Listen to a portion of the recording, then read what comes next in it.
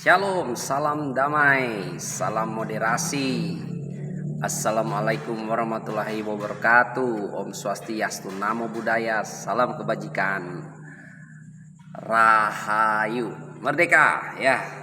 Teman-teman, saya membuat konten VOD ini untuk menjawab pertanyaan sahabat-sahabat di akun-akunnya Pendeta Raymond Mantik. Ada yang bertanya soal Matius 7 ayat 21 sampai dengan ayat 23. Apakah ayat ini adalah Yesus mengaku bahwa dia bukan Tuhan, atau kalau orang berseru-seru kepada dia Tuhan, Tuhan, tidak akan masuk dalam kerajaan sorga? Mari kita belajar bersama-sama ilmu perbandingan agama dan biarkan Alkitab menjelaskan dirinya sendiri. Alkitab tidak perlu tafsiran-tafsiran untuk menopangnya, walaupun ada banyak penafsiran di luar sana.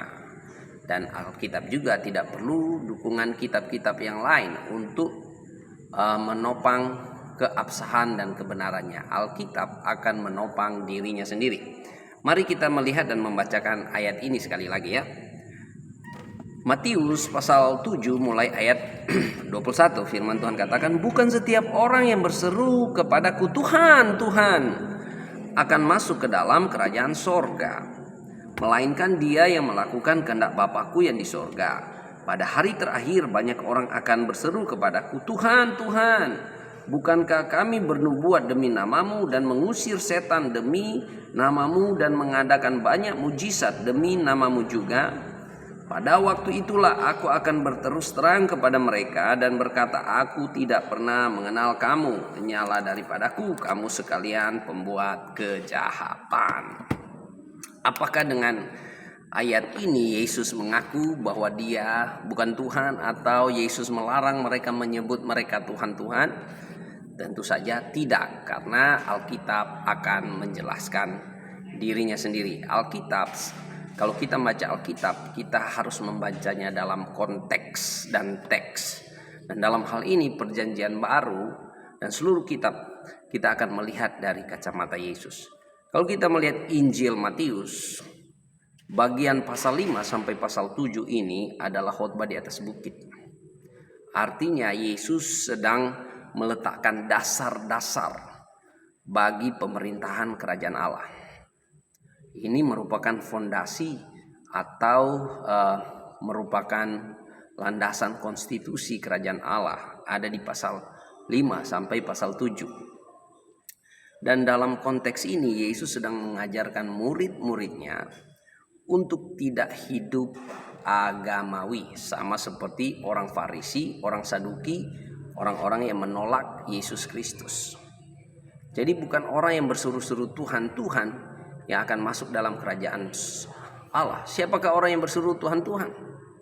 Ya, tentu satu, murid-muridnya. Dua, siapa? Orang-orang agamawi.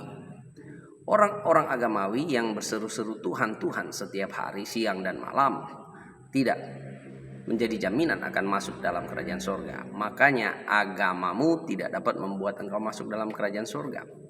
Lalu apa yang membuat Anda masuk dalam kerajaan surga? Yaitu melakukan kehendak Bapa di surga. Apa itu kehendak Bapa di surga? Mari kita melihat bersama-sama. Yesus sendiri menjelaskannya di dalam Injil Yohanes ya. Apa itu kehendak Bapa di surga? Ya, yang pertama di Yohanes 6 ayat 29 jawab Yesus kepada mereka, inilah yang dikehendaki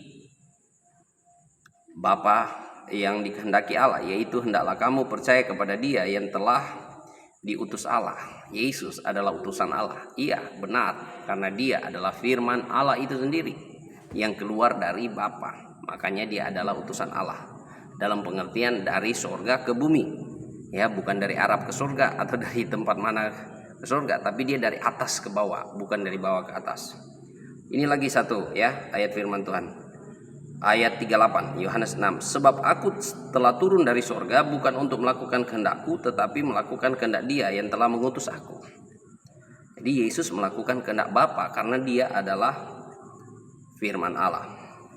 Yang 3 ya, di ayat 40. Sebab inilah kehendak Bapakku, yaitu supaya setiap orang yang melihat anak dan percaya kepadanya beroleh hidup yang kekal, dan supaya aku membangkitkannya pada akhir zaman. Wow, luar biasa ya.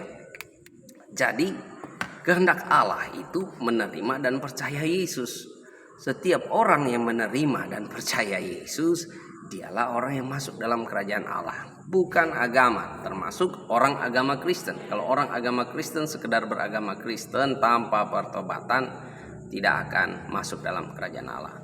Semoga di waktu yang singkat ini bisa menjawab pertanyaan sahabatku di luar sana. God bless you.